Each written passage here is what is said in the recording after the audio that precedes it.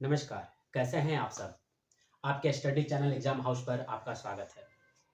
जैसे आप पढ़ रहे हैं पॉलिटी, जैसे मैंने पॉलिटी में अभी आपको पढ़ाया था प्रिएम्बल, यानी प्रस्तावना, संविधान की प्रस्तावना और उद्देशिका। वो उसकी मैंने 2 लेक्चर ली थी, वो कंप्लीट हो चुका है। उसमें मैंने कुछ क्वेश्चंस भी कराए थे, ठीक है? मैं लास्ट में जाते बता पाऊँगा कि और क्वेश्चंस हम कैसे करेंगे, उसके बारे में बताऊँगा। अभी फिलहाल हम पढ़ने जा रहे हैं, जो मैंने आपको एक शेड्यूल दिया था कि किस-किस टॉपिक्स पे हमें क्या-क्या पढ़ना है और हमारी कौन-कौन सी टॉपिक्स होगी।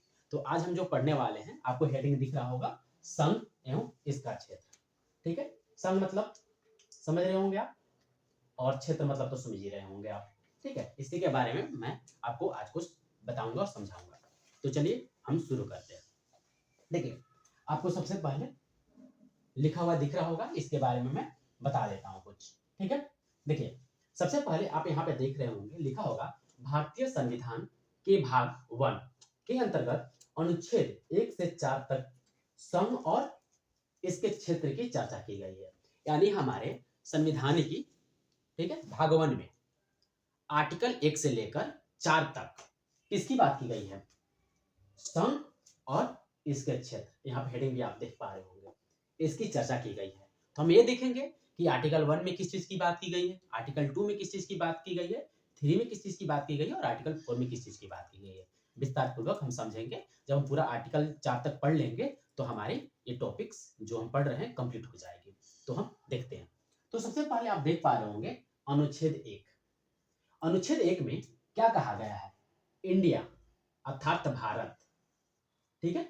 यानी जो इंडिया है अर्थात भारत राज्यों का संघ होगा, ठीक? यानी कहा यह गया है कि जो राज्य हैं, भारत में आप देख पा रहे होंगे 28 राज्य हैं। 28 राज्य जो हैं, ठीक है? इसके जो समूह से जो बनेगा वो क्या होगा? संघ होगा, ठीक? तो इसी की बात की जा रही है। और यानी हमारे जो राज्य होंगे, कितने नाम होगा इसका? यानी जो हमारी भारत है, ठीक? मात्र इसका 2 नाम है। क्या है? इंडिया और भारत, संविधान के अनुसार। और जो आर्यावर्त, आप रेवाखंड ये सब जो पढ़ते हैं, वो क्या है? प्राचीन, प्राचीन नाम है, ठीक है? तो हम संविधान के अनुसार चलेंगे। तो क्या क्या कहा गया है? अनुच्छेद 1 में कहा गया है इंडिया अर्थात भारत राज्यों का संघ होगा, ठीक है? तो संविधान सभा में 2 मत हो गए थे, ठीक? कुछ लोगों के द्वारा कहा ये जा रहा था कि इसका नाम इंडिया रखा जाए और कुछ लोगों के द्वारा ये भी कहा जा रहा था इसका नाम भारत रखा जाए। तो इस दोनों शब्द को ले लिया गया और इंडिया और भारत रख दी गई। और इंडिया वर्ड आया कहाँ से, भारत वर्ड आया कहाँ से, इसके बारे में सबसे पहले समझेंगे।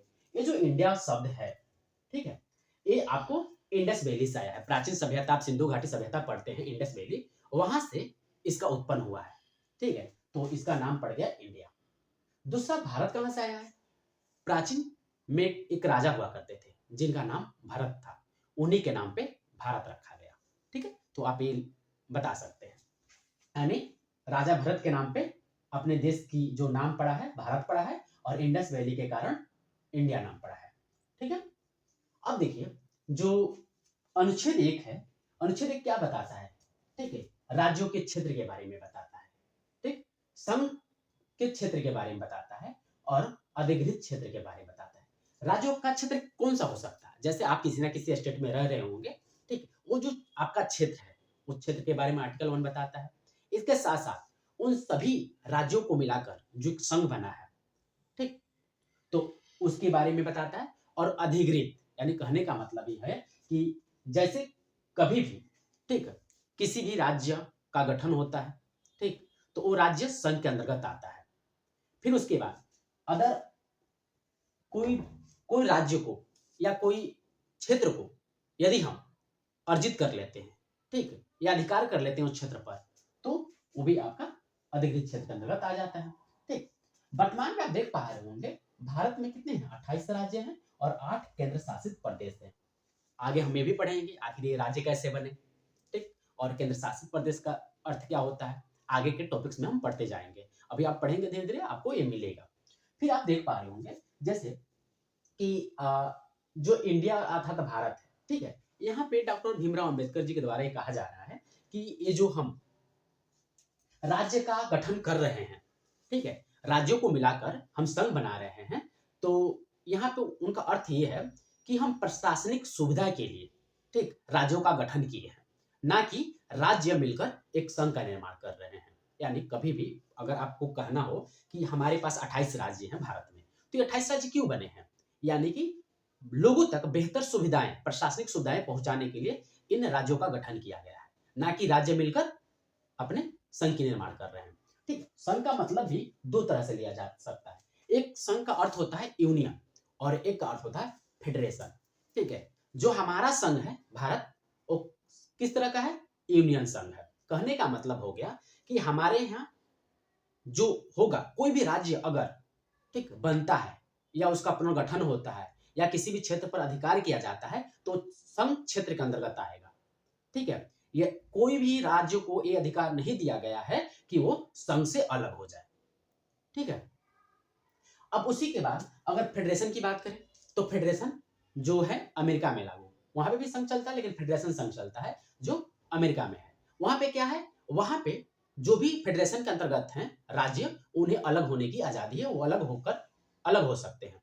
ठीक, उन पर कोई दबाव नहीं डाला जाएगा। लेकिन अपने भारत में क्या है, कोई भी राज्य, मान लीजिए बिहार हो गया, यूपी हो गया, आप देख पा रहे होंगे बहुत सारे राज्य हैं, 28 राज्य हैं। इन्हें किसी को भी अधिकार नहीं दिया गया है कि वो भारत से अलग हो जाए। हाँ, अगर कोई अलग राज्य बनता है तो भारत का हिस्सा रहेगा। मान लीजिए पहले उत्तर प्रदेश से टूटकर आपका उत्तराखंड बना, ठीक है, तो अभी भी भारत का राज्य है, भारत से अलग तो नहीं हुआ है। कहने का मतलब हो गया, कोई भी राज्य बनेगा, कोई न्यू राज्य बने या किसी राज्य से टूटकर कोई राज्य बने, वो भारत का ही हिस्सा होगा। ठीक है, वो भारत के अंतर्गत ही आएगा, भारत से अलग नहीं माना जाएगा। आप समझ गए आर्टिकल 1 के अंतर्गत। अब आर्टिकल 2 देखेंगे। इसमें क्या है? नए राज्यों की स्थापना या प्रवेश का प्रावधान किया गया है। यानी संसद को शक्ति दी गई है। क्या शक्ति दी गई है? कि वो आर्टिकल 2 में संसद को शक्ति दी गई है कि वो किसी नए राज्य का स्थापना कर सकते हैं या प्रवेश करा सकते हैं। संसद के पास शक्ति है और उन्हें आप देख पा रहे होंगे कि राष्ट्रपति से सिफारिश की जरूरत भी नहीं है यहाँ पे। ठीक है, यानी कि राष्ट्रपति के सिफारिश के बिना ही आर्टिकल 2 के तहत संसद किसी भी राज्य को प्रवेश की शक्ति दे सकता है। संसद के पास शक्ति है प्रवेश करने की और नींव स्थापना करने की। ठीक है, अब आप ये देख पा रहे होंगे कि संसद के पास दो शक्ति है। कौन कौन सी शक्ति है? आर्टिकल 2 के अंतर्गत दो शक्ति प्राप्त की गई है। एक तो नए राज्यों का भारतीय संघ में प्रवेश, दूसरा नए राज्यों का गठन। यानी कि कोई अगर भारत का वो हिस्सा नहीं है तो क्या कर सकता है संसद? उसे भारतीय संघ में शामिल कर सकता है। संसद के बाद ये शक्ति है। दूसरा क्या है? नए राज्यों का गठन भी कर सकता है। कोई न्यू राज्य बनाना चाहे तो उसे बना भी सकता है संसद। ठीक है, ध्यान रखिएगा, किसके पास शक्ति है? तो संसद के पास शक्ति है। फिर अब तीसरा हम देख रहे हैं, यहाँ पर देख पा रहे होंगे संप्रभु। संप्रभु का मतलब क्या है? मैंने आपको प्रियम्बल में पढ़ाया था, जब उद्देशिका हम पढ़ रहे थे संविधान की उद्देशिका, उसमें आपको बताया था संप्रभु का मतलब। ठीक है, यानी हम किसी बाहरी देश की क्या करते हैं? हस्तक्षेप नहीं लेते हैं। हमारे जो भी आंतरिक मामले होंगे, व्यापारिक मामले होंगे, ठीक, जो भी रणनीतियां होगी, भारत उस पर खुद विचार करेगा, खुद निर्णय लेगा। ठीक है, कोई दूसरा या तीसरा देश उस पर हस्तक्षेप नहीं करेंगे। ठीक, अब हम देखते हैं कि अब क्या है, अंतरराष्ट्रीय कानून के तहत, ठीक है, विदेशी क्षेत्र का भी अधिग्रहण किया जा सकता है। ठीक, यानी भारत राज्य के, जो भारत हमारा राष्ट्र है, ठीक, इसे राज्य के तौर पे भी जाना जाता है। इसके आसपास के कोई ऐसे क्षेत्र होंगे, यदि भारत चाहे, ठीक, अगर वहां पे प्रशासनिक सुविधा नहीं मिल पा रही है तो भारत उनकी सहायता के लिए अपने राष्ट्र में शामिल कर सकता है। ठीक, तो वो किसी दूसरे देशों की सहायता नहीं लेगा। ठीक है, ये खुद स्वयं कर सकता है। ठीक है, और इसके लिए क्या करेगा संसद? राष्ट्रपति से सिफारिश लेने की आवश्यकता भी नहीं होगी संसद को। ठीक है, तो अभी हम आर्टिकल 2 दिख रहे थे। आर्टिकल 2 के तहत आप देख पा रहे होंगे गोवा, पांडिचेरी और सिक्किम। ठीक है, ये भी आपके क्या किए गए हैं? आर्टिकल 2 के तहत ही नए राज्य बनाए गए हैं, यानी कि राज्य में शामिल किए गए हैं। क्या बता रहे हैं यहाँ पे? प्रवेश करने की शक्ति है। तो गोवा को भी पुर्तगालियों से लेकर क्या किया गया? शामिल किया गया अपने भारत संघ में। दूसरा, पांडिचेरी को फ्रांसीसियों से लेकर शामिल किया गया। पहले फ्रांसीसियों के अधिकार में था पांडिचेरी, तो पांडिचेरी को शामिल किया गया आर्टिकल 2 के तहत ही। सिक्किम भी पहले एक अलग राष्ट्र हुआ करता था। ठीक है, तो 1975 में 36वां संविधान संशोधन के द्वारा क्या किया गया? भारत में प्रवेश किया गया आर्टिकल 2 के तहत। तो अभी हमारे पास आर्टिकल 3 और आर्टिकल 4 है। अब हम उसे भी कंटिन्यू के साथ देखते हैं। तो संघ एवं इसके क्षेत्र के अंतर्गत हमने आर्टिकल 1 और 2 देख चुके हैं। ठीक है, अब हमें अनुच्छेद 3 देखना है, यानी आर्टिकल 3। तो अब हम अनुच्छेद 3 के अंतर्गत देखेंगे। इसमें क्या दे रखा है अनुच्छेद 3 में? नए राज्यों का निर्माण, सीमा निर्धारण, नाम परिवर्तन, यानी अनुच्छेद 3 में नए राज्य का निर्माण हो सकता है, ठीक, सीमा निर्धारण किया जा सकता है और नाम परिवर्तन किया जा सकता है। यानी आर्टिकल 3 के पास ये अधिकार है। यानी आर्टिकल 3 के तहत हम क्या कर सकते हैं? किसी भी राज्य का नाम परिवर्तन कर सकते हैं। यहाँ पर देख पा रहे होंगे, नाम परिवर्तन, ठीक, यहाँ पर राज्यों का निर्माण, किसी दूसरे राज्यों का निर्माण भी कर सकते हैं। फिर आप देख पा रहे होंगे सीमा निर्धारण। ठीक है, अगर मान लीजिए कोई राज्य से कोई राज्य मान लीजिए टूट रहा है, तो उसका सीमा निर्धारण किया जा सकता है। या ऐसा भी आप समझ सकते हैं कि कोई एक राज्य कोई दूसरे राज्य के अंतर्गत कोई सीमा जो होगा बंटवारे का, वो सीमा देखा जा सकता है। ठीक है, कि कहाँ सीमा, कौन से सीमा से कहाँ तक की कौन सी राज्य पड़ रही है, और ये आप देख सकते हैं। ठीक है, फिर आप देख पा रहे होंगे राज्यों के पुनर्सीमन की व्यवस्था की जा रही है। राज्यों के पुनर्सीमन से आप क्या समझ रहे हैं? इसका मतलब होता है, पुनर्सीमन का मतलब होता है बंटवारा, यानी राज्यों का बंटवारा का भी व्यवस्था किया गया है। यदि कोई राज्य अगर टूटता है तो उसमें तो बंटवारा किया जाएगा ना, तो उसकी बात की जा रही है यहाँ पे। फिर आप ये भी देख पा रहे होंगे कि ये सब जो भी किया जाएगा, ठीक है, राज्यों का निर्माण किया जाएगा या सीमा निर्धारण किया जाएगा या राज्य का कोई नाम परिवर्तन किया जाएगा, ठीक, तो अब उसको क्या किया जा सकता है? आप देख पा रहे होंगे उस संसद से तो किया जाएगा, लेकिन सबसे पहले राष्ट्रपति की सिफारिश की जरूरत होगी। ठीक, उसके साथ साथ या राष्ट्रपति का अनुमति के बगैर ये कार्य नहीं किया जाएगा। ठीक, यदि राष्ट्रपति की अनुमति होती है तो ये काम किया जा सकता है। और फिर उसके बाद आप देख पा रहे होंगे इसमें आपको संसद किसी राज्य के क्षेत्र को बढ़ा सके, यानी संसद के पास ये अधिकार है कि वो किसी राज्य के क्षेत्र को बढ़ा सके। ठीक है, फिर उसके बाद किसी राज्य के क्षेत्र घटा सकेगी। संसद के पास ये भी अधिकार है कि वो चाहे तो किसी राज्य जो राज्य है उसका क्षेत्र को घटाने की, तो उसकी क्षेत्र को घटाने की भी शक्ति है। फिर आप ये भी देख पा रहे होंगे राज्य के सीमा में परिवर्तन कर सकेगी। ठीक, यानी किसी भी राज्य के सीमा में भी परिवर्तन कर सकेगी। कौन? तो संसद। ये संसद के पास अधिकार है। किसी राज्य के नाम में परिवर्तन कर सकेगी। संसद चाहे तो बिहार का नाम चेंज करके कोई और रख सकती है, उत्तर प्रदेश का नाम चेंज करके कोई और रख सकती है, दिल्ली का नाम चेंज करके कोई और रख सकती है। ठीक है, तो ये संसद के पास अधिकार है। फिर उसके पास ये 2 शर्त भी दिए गए हैं। 2 शर्त के अंतर्गत काम किया जा सकता है। तो कौन कौन से शर्त हैं? तो परिवर्तन से संबंधित कोई भी अध्यादेश राष्ट्रपति के पूर्वानुमति के बाद ही संसद में पेश किया जा सकता है। यानी जब संसद में पेश किया जाएगा, ठीक, संसद से ही पास होगी, तो बिना राष्ट्रपति की अनुमति के बगैर संसद में पेश नहीं किया जा सकता। जब राष्ट्रपति उसमें अनुमति दे देंगे तब ये संसद में पेश किया जाएगा। ठीक है, पहला हुआ। दूसरा पॉइंट ध्यान देंगे, राष्ट्रपति उस अध्यादेश को संबंधित राज्य के विधानसभा के मत जानने के लिए भेजता है। यानी राष्ट्रपति जो है, जो भी अध्यादेश लाया गया है, तो जिस भी राज्य से संबंधित होगा तो उस राज्य सभा के क्या दिया गया है, उस राज्य के संबंधित विधानसभा, सॉरी, उस राज्य से संबंधित, ठीक है, जो उसका विधानसभा होगा उसमें उसका मत जानने के लिए भेजा जाएगा। फिर उसके बाद देखेंगे यह मत निश्चित समय के भीतर दिया जाना चाहिए। अगर मान लीजिए किसी राज्य से संबंधित कोई अध्यादेश लाया गया कि किसी राज्य को घटाया बढ़ाया जा रहा है या सीमा में परिवर्तन किया जा रहा है, ठीक, तो उस राज्यसभा में तो उसे उसकी मत जानने के लिए भेजा गया है, लेकिन कुछ निश्चित समय सीमा होगी, उसके अंदर ही उसे उस विधानसभा को जवाब देना होगा। ठीक है, अब उसके बाद क्या है, फिर आप देख पा रहे होंगे राष्ट्रपति या संसद विधानसभा के मत मानने के लिए बाध्य नहीं है। मान लीजिए, ठीक, जो विधानसभा है उनका मत निगेटिव आता है, तो ये मत मानने के लिए बाध्य नहीं है। कौन? राष्ट्रपति और संसद। यानी कहने का मतलब हो गया, फॉर्मेलिटी हो गई कि विधानसभा में भेजा जाएगा, विधानसभा का कोई भी मत हो, ठीक है, राष्ट्रपति और संसद अपने हिसाब से ही काम करेंगे। ठीक है, तो अभी हमने क्या देखा, आप देख पा रहे होंगे अनुच्छेद आर्टिकल जो हम पढ़ रहे हैं 3। ठीक है, इसमें भी देखिए संविधान संशोधन की जरूरत नहीं होती। किसमें? यानी जो निर्माण किया जाएगा, किसी राज्य का निर्माण किया जाए या सीमा निर्धारण किया जाए या नाम में परिवर्तन किया जाए, या आप यहाँ पे देख सक रहे होंगे किसी राज्य का क्षेत्र बढ़ाया जाए या घटाया जाए या परिवर्तन किया जाए या नाम चेंज किया जाए, इनमें क्या होगा? संविधान संशोधन की आवश्यकता नहीं होगी। ठीक है, यहाँ पे साफ साफ नोट में आप देख पा रहे होंगे। ठीक है, अभी आप एग्जाम्पल के तौर पे समझ सकते हैं कि छत्तीसगढ़ किससे टूटकर बना? मध्य प्रदेश से। कब? तो 1 नवंबर 2000 को, सॉरी 1 नवंबर 2000 को, 1 नवंबर 2000 को मध्य प्रदेश से छत्तीसगढ़ बनाया गया। तो आप देख पा रहे होंगे एक राज्य का निर्माण किया गया कि नहीं किया गया?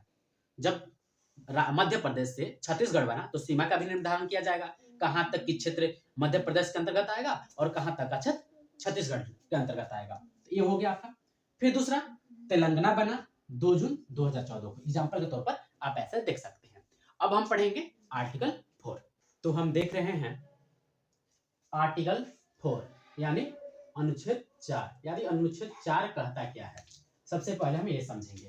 तो आप देख पा रहे होंगे कि संविधान में अनुच्छेद 4 में क्या कहा गया है? स्वयं यह घोषित किया गया है कि नए राज्यों का प्रवेश या गठन अनुच्छेद 2 के तहत, यानी किसके तहत? अनुच्छेद 2 के तहत राज्यों का प्रवेश या गठन, मैंने पहले ही आपको बताया। फिर आप यहाँ पे देख पा रहे होंगे अनुच्छेद 3 के अंतर्गत नए राज्यों के निर्माण, सीमाओं, क्षेत्रों और नामों में परिवर्तन। ये जो अनुच्छेद और 2 और 3 है, ठीक है, कुछ संविधान के अनुच्छेद 368 के तहत संशोधन नहीं माना जाएगा। मैंने पहले भी आपको बताया कि जो आर्टिकल 2 और 3 में जो बताया गया है वो संशोधन नहीं किया जाएगा। ठीक, तो वही यहाँ पे बता रहे हैं संविधान के अनुच्छेद 368 के तहत संशोधन नहीं माना जाएगा, अर्थात इस तरह का कानून एक साधारण बहुमत और सामान्य विधायी प्रक्रिया के जरिए पारित किया जा सकता है। यानी अनुच्छेद 4 में यह स्वयं कहा जा रहा है कि जो आर्टिकल 2 है, 2 में आप देख पा रहे होंगे किसी राज्य का प्रवेश या गठन की बात हो रही है। ठीक है, इसमें कोई राज्य का प्रवेश कराया जा रहा है या कोई राज्य का गठन किया जा रहा है तो उसमें संशोधन नहीं किया जाएगा संविधान में। ठीक है, या आर्टिकल 3 के अंतर्गत देख रहे हैं राज्यों के निर्माण, सीमाओं, क्षेत्रों और नामों में परिवर्तन भी किया जाए तो उसमें भी संशोधन की आवश्यकता नहीं होगी। लेकिन इसके तहत संशोधन की आवश्यकता नहीं होगी, संविधान के अनुच्छेद 368 के तहत संशोधन की आवश्यकता नहीं होगी। लेकिन आखिर फिर कानून बनेगा कैसे जब संशोधन नहीं होगा? तो उसके बारे में यहाँ एक बताया गया है। इस तरह का कानून, यानी कोई कानून लाया जाता है जिसमें कोई राज्य बनाया जाए या सीमा परिवर्तन किया जाए या नाम चेंज किया जाए किसी राज्य का, तो उस तरह के प्रक्रिया में क्या किया जाएगा? संसद में साधारण बहुमत या सामान्य विधायी प्रक्रिया के जरिए ही उस विधेयक को पास किया जाएगा। कहने का मतलब हो गया साधारण बहुमत का मतलब समझिए। साधारण बहुमत मतलब होता है कि संसद में जितना लोग उपस्थित हैं, ठीक, और जितने लोगों ने मत दिया, ठीक, यदि मान लीजिए 100 लोग उपस्थित हैं और 100 लोगों ने मत दिया, तो उनमें से 2 तरह के विचार हो सकते हैं। कोई समर्थन कर सकते हैं, नहीं तो कोई किसी का समर्थन नहीं होगा उस विधेयक पर। तो इस तरह के कामों में क्या होता है कि मान लीजिए 100 लोग थे, ठीक है, अब मान लेते हैं कि 49 लोगों का मत है कि इसे पारित ना किया जाए, यानी कोई भी राज्य का गठन ना किया जाए या सीमा में कोई नाम परिवर्तन ना किया जाए। ठीक है, तो मान लो 49 लोग का मत है निगेटिव और 51 लोग का मत है पॉजिटिव।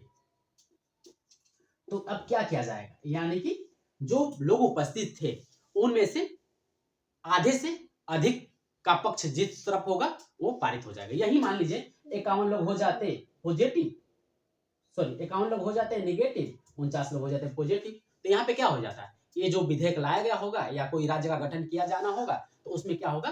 वो जो पेश किया गया था विधेयक वो पास नहीं किया जाता। ठीक है, तो सिंपली सी यही मतलब होता है। अब आप सामान्य विधायी प्रक्रिया ये क्या होता है? यानी कि जब संसद में कोई भी बिल या कोई भी पेश किया जाता है, तो कोई भी विधेयक पेश किया जाता है तो उसमें क्या होती है? संसद में आप देखते होंगे, ठीक, उस टॉपिक पर चर्चा होती होगी कि उसके कुछ पक्ष रखे जाते होंगे, हम क्यों ऐसा कर रहे हैं, ठीक, तो उस पर चर्चाएं होंगी, बहस होगा, उसके बाद वो पास होगा। तो यही कहने का मतलब ये हुआ। ठीक है, तो फिर हमने आज कंप्लीट किया सम एवं इसका क्षेत्र। इसमें कुछ टॉपिक्स बच चुके हैं। हमने 4 आर्टिकल देख लिए, अनुच्छेद 1, अनुच्छेद 2, अनुच्छेद 3 और अनुच्छेद 4, ये 4 आर्टिकल के बारे में हम समझ चुके हैं। अब हमारे पास कुछ इसके टॉपिक्स बचे हुए हैं, ठीक, उसे समझ लेंगे हम, तो क्या होगा, हमारा संघ का क्षेत्र कंप्लीट हो जाएगा। जो बचे हुए पार्ट हैं हम उसको नेक्स्ट वीडियो में देखेंगे और उसके साथ साथ उसमें मैं कुछ क्वेश्चंस भी कराऊंगा, ठीक है।